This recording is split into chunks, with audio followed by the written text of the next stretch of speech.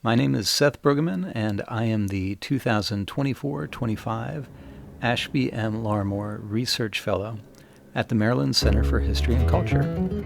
I've come to Baltimore to study the history of public memory on Maryland's Eastern Shore. For the last several years, I've had the incredible privilege of sailing around the Chesapeake Bay and learning about the history of its communities. It's important for me to do this work from the water, and so whenever possible, I try to use my old sailboat as a floating research office. And I've got pretty much everything I could ever need on board, so it's really just a wonderful experience all around. On a typical day, I'll wake up early and review whatever materials might help me make sense of the day's research task. Then I'll gather my things, I'll grab my bike, and I'll head to the archive.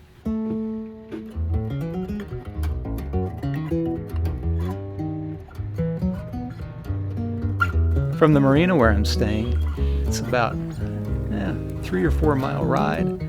Today, the entire area down here has been gentrified into upscale restaurants and homes. There's a lot of wealth here now, and it's hard to pass through this area without wondering what happened to all the people who used to live in these buildings back before they were made to look old again. I turn west on Center Street, and for about 10 blocks or so, I push uphill through what become increasingly leafy streets, eventually up until the Maryland Center for History and Culture. This center is the same organization that used to be known as the Maryland Historical Society, which got its start during the 1840s. I really love working at the Baldwin Library. It's just such a gorgeous space and has a really fantastic staff. I pretty quickly settle into a work routine. I like being able to spread my materials out all over this big table, but still have enough light to look closely at handwritten documents.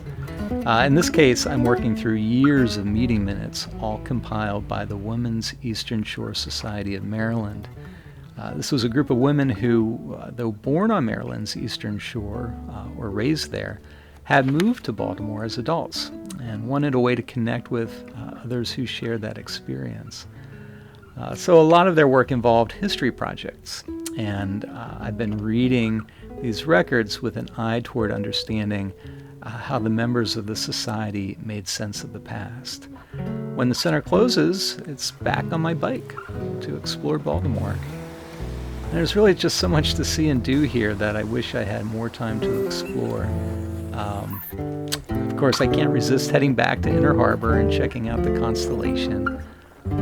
But I've been on the hunt also for Frederick Douglass and Edgar Allan Poe and even the Peel family.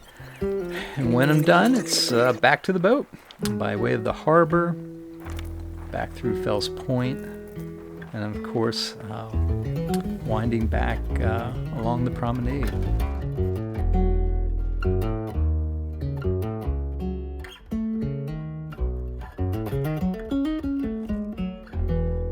So when I get back to the boat, I'll take some time to just sit quietly and think through what I've learned during the day.